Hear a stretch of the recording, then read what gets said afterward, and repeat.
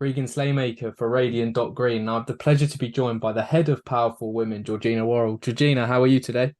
I'm very good. The sun's shining, which is always nice. Definitely it is. It is. I mean, it's a bit hot. I'd like it to be a bit cooler, but there we go. So it's a pleasure to have you kind of on Radiant.Green. Obviously, we're going to discuss kind of yourself. We're going to discuss your participation at Solar and Storage Live Birmingham 2023. But I do want to begin kind of with your role at Powerful Women. And for those that don't know who Powerful Women are, do you mind giving us a bit of a lowdown on who you guys are and what you guys do? Yeah, so we are a professional initiative working towards a gender balanced, diverse, and inclusive UK energy sector. We were founded in 2014 by Baroness Verma, who was then Energy Minister at the time, and her colleague Laura Sands. And our target is that by 2030, at least 40% of women will be in middle management and leadership roles in the UK energy sector. And we basically challenge the sector and leaders, we support women, and we connect through third-party events like Solar and Storage Live and talk about the importance of gender diversity. Perfect. I mean, so you just mentioned kind of some statistics there on like what you would like to achieve. How are we looking in regards to reaching that achievement and kind of what are the kind of the processes that kind of powerful women do to kind of contribute to that positive change as well? So we started gathering data around gender diversity in 2015. So every year we produce what's called our annual State of the Nation report. And that looks at gender diversity from a board, executive director, and as of this year, we started tracking middle management as well. And we use that as we look at the top 80 UK energy companies and we look at their gender diversity. We use that as a challenge to the sector about what the state of gender diversity and female representation looks like within the sector. Perfect, perfect. Well, I mean, this is obviously it's an ever-present issue, kind of within the especially with the energy sector, especially. Obviously, I have a background in production, so when you're inviting, obviously, you've been told to invite the senior people in the energy industry, and then you're also told to kind of invite kind of a diverse kind of speaker list. But you're being telling one thing, and it's an unfair kind of representation of who those senior people are. I mean, so with that, obviously, powerful women do a lot of things to kind of encourage this change. But kind of how can kind of colleagues and also industry leaders support women to thrive in this sector outside of kind of what you guys do? What things can they do to support this change? So there's a number of things they can do. They can be an ally, and that's leaders or anyone working within the energy sector. You can be an ally. You can call out any bad behaviour that you notice, any discrimination that you notice. You can also, if you're a leader, potentially look at being a mentor and also consider doing reverse mentoring as well. So you get the perspective of those people sort of further down the career ladder than you are. There's the opportunity to be a sponsor as well. So a lot of the conversations around potential projects, career promotions, the person who might be the best candidate probably won't be in the room when those discussions are being had. So it's being a sponsor for a colleague of yours.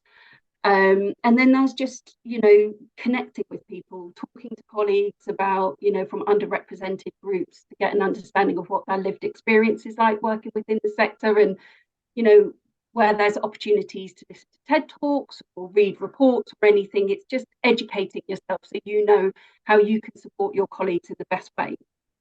Perfect. I mean, it's such an important thing, and I think it boils down to, like you said, that the educational side of things is what can fast track this change around the sector.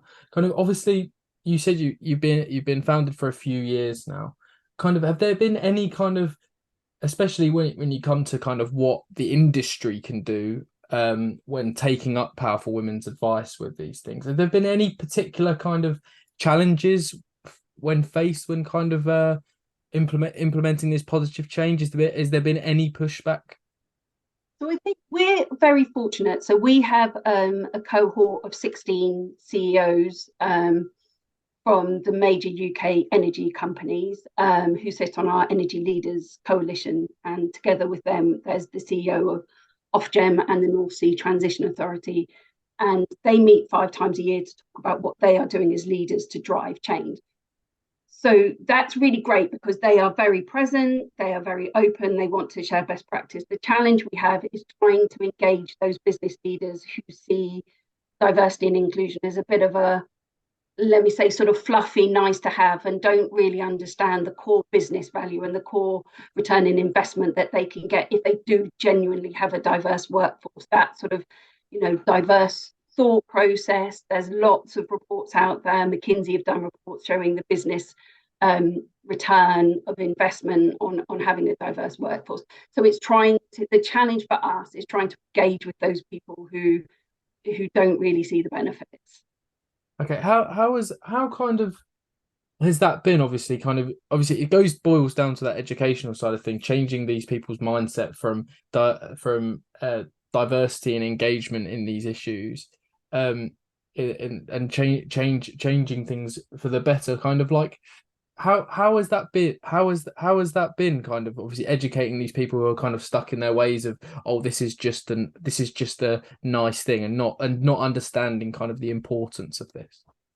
So then we do that through sharing best practice and various case studies. So as I said, this group of Energy Leaders Coalition, they produce a report every year, and within there they will do a case study around something that they've done that year on diversity and inclusion within their own companies, and then we will promote those case studies on our website and highlight those individual case studies and use those as a best practice to engage that conversation with those leaders who aren't as engaged as that cohort is. Perfect. So, and what we'll do is, I'll say this now, I'll put a link to those case studies into this interview so everyone can educate themselves with those things. Obviously, like we said, Georgina, you are speaking at Solar and Storage Live in Birmingham. I just want to touch on kind of what kind of topics are you speaking about at the event, and kind of who are you speaking with as well? So I'm speaking on the 18th of October at 3:30 on increasing diversity in the energy sector. I'm really excited about this session because I know Rachel and Louise who are speaking on the panel, but then I don't know Vivian and Alex. So I'm really interested in hearing their perspectives about it, and just having that conversation and using it as also an opportunity to not only talk to the panelists, but also open it up for discussion to the wider people who choose to come along, and just have a discussion about what we can do as individuals and what we can do to try and challenge the sector as well. Perfect. Well, we'll look forward to seeing that, and I will put a link to the Solar and Storage Live agenda so you can find Georgina's session and also everything like that. Georgina, we have smashed through all of our questions today. Thank you for your time today for this interview, and we'll see you at Solar and Storage Live. Right, I'm looking forward to it.